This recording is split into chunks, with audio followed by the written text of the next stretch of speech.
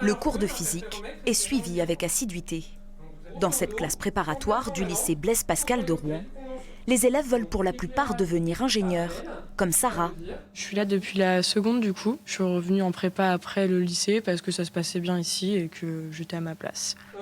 Dans ce lycée spécialisé dans l'enseignement des sciences, le taux de réussite au bac est de 96% pour 2020.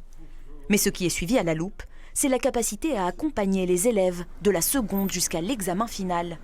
L'établissement est évalué à 89%.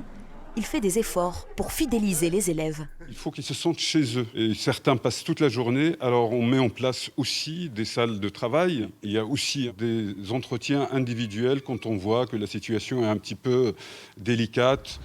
Au lycée Corneille, le taux de réussite au bac frôle la perfection. Il est de 98%. Dans cet établissement des quartiers favorisés de Rouen, c'est surtout le taux de mention qui est scruté par le proviseur et le ministère. Même si nous atteignons sur la session juin 2020 un taux de mention à 73%, il n'en reste pas moins, vous l'avez vu, que nous sommes à moins 11 points par rapport au taux de mention attendu. Ces indicateurs sont souvent utilisés par la presse pour établir un palmarès des meilleurs lycées.